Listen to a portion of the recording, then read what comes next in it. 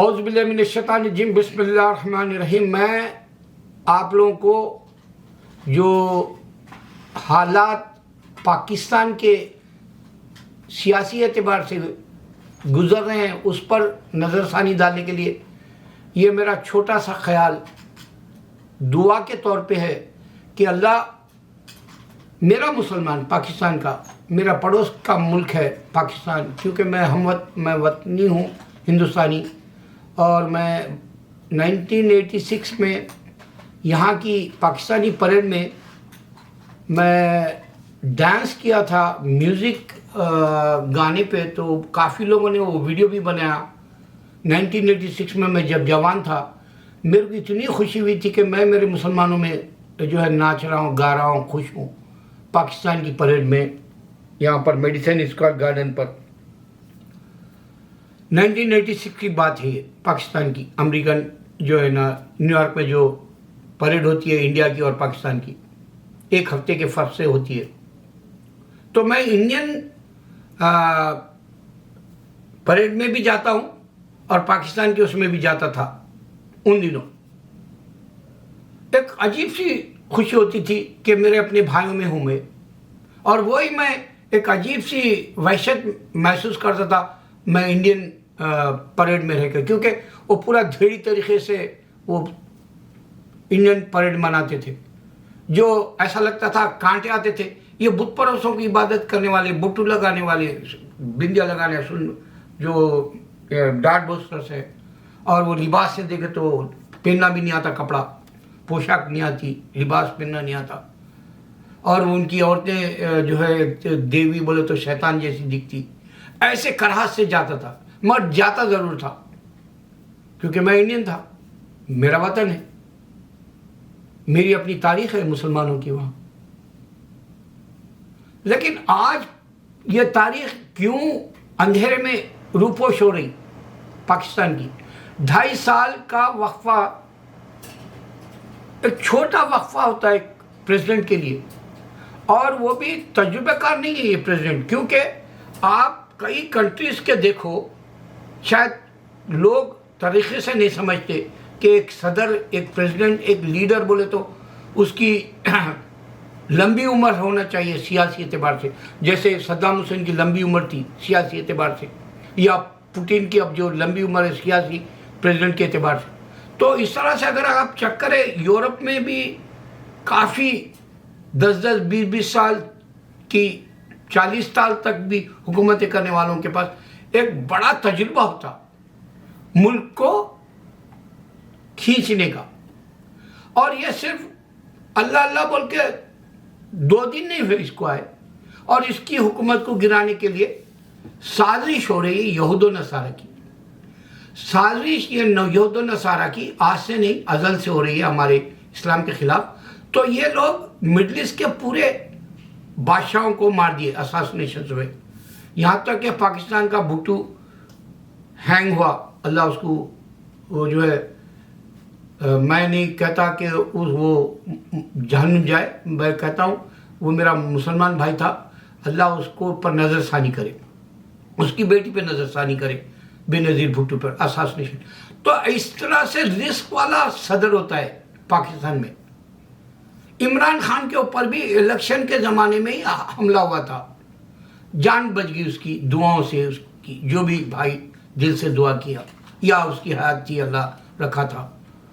तो ये भी रिस्की है, मगर मैं नहीं समझता कि 2.5 साल के अंदर पाकिस्तान में कोई जो है बड़ा कारनामा करके दिखा दे। जैसे वर्ल्ड कप में जो है बहुत बड़ा कारनामा पाकिस्तान की टीम ने कप जीत के बताया था इमरान खान के जो एक कप्तानी में या उसके कैरियर में हीरो के तौर पे। तो वो लंबा अरसा था उसका ज़िंदगी का, उसमें वह कामयाब था। उन्हें वो हैंडसम, वो अच्छा लिबास पहनने वाला, वो वेल एजुकेटेड, ऑक्सफोर्ड यूनिवर्सिटी का। आप इंडिया को कंपेयर कर लो, 3 जाहिल लोग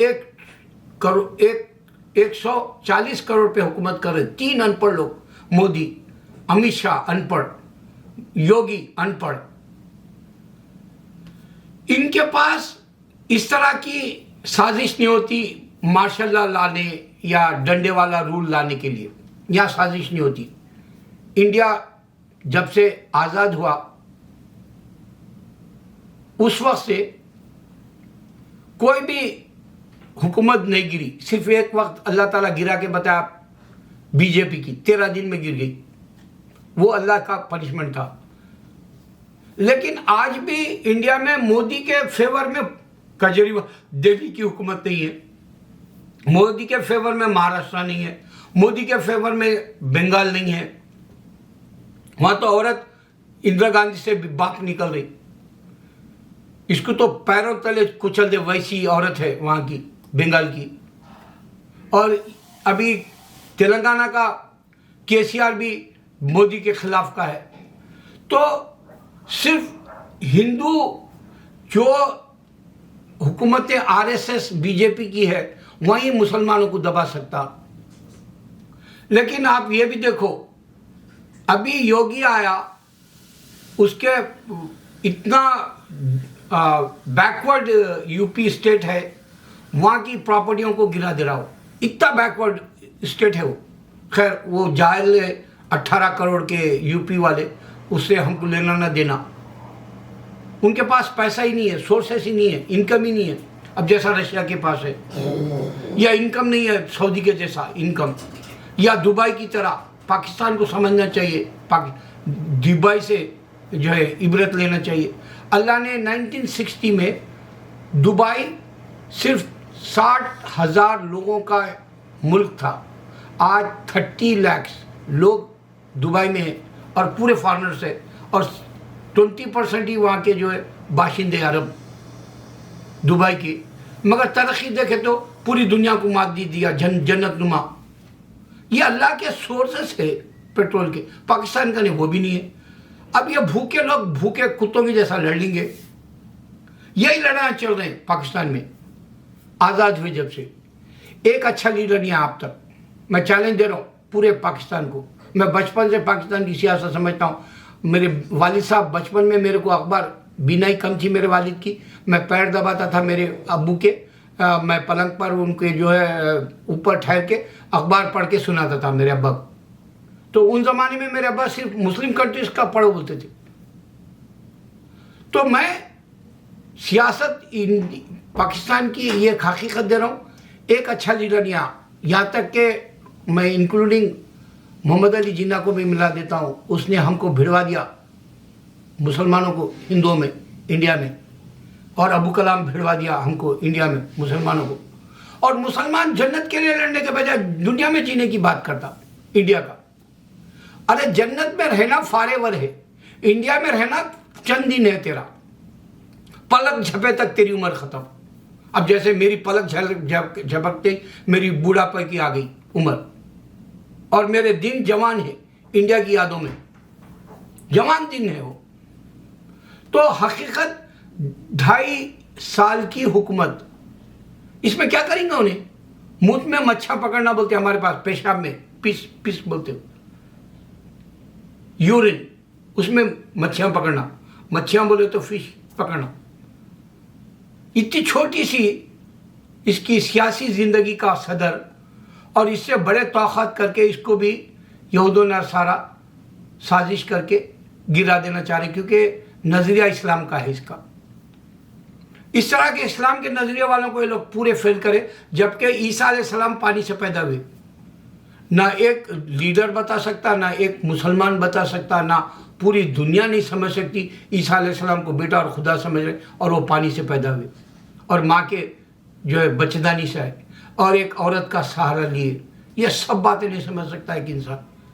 कोई खुदा किसी औरत का सहारा नहीं लेता। खुदा बोले तो कुन फे, उन्हें जो बोले हो जाओ तो हो जाने वाला। उन्हें जो है ईसा अलैहिस्सलाम जो दोबारा भी नहीं आए 2000 साल से, उसको खुदा समझ रहा सामने। इन दुनिया पूरी जो है पेंडेमिक में मर जा रही, दुनिया पूरी जो है लड़ के मर जा रही। अब तो क़यामत से खली तो हर कोई एक दूसरे से लड़ के मर रहा। इंडिया में तो रोज़ जो है आप एक नए किस्म का फसाद खड़ा होता हुआ, नए किस्म का जो है एक बड़ा जो है पूरी दुनिया को थूकने के जैसा जो है शोषा छोड़ देता हिंदू। पाकिस्तान की सियासत की हकीकत यही है कि एक लीडर आज तक अच्छा नहीं आया। अब इमरान खान वेल एजुकेटेड, इमरान खान पैसा देखा, इमरान खान कामयाबी देखा, इमरान खान अल्लाह ने अच्छी हयात दिया, बीवी अच्छी दिया, जूइश लड़की, उससे औलाद हुई, अल्लाह ने ये सब नियामतें दिया इसको। अगर तुम इसको 2.5 साल में उतार देते हैं तो समझो कि यहूद व नसारा की जीत हो गई।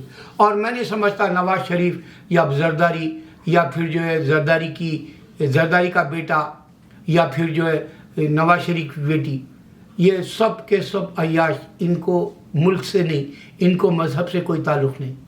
अल्लाह जानता है ये सिर्फ पैसे के बल पर हुकूमत लेना चाह रहे।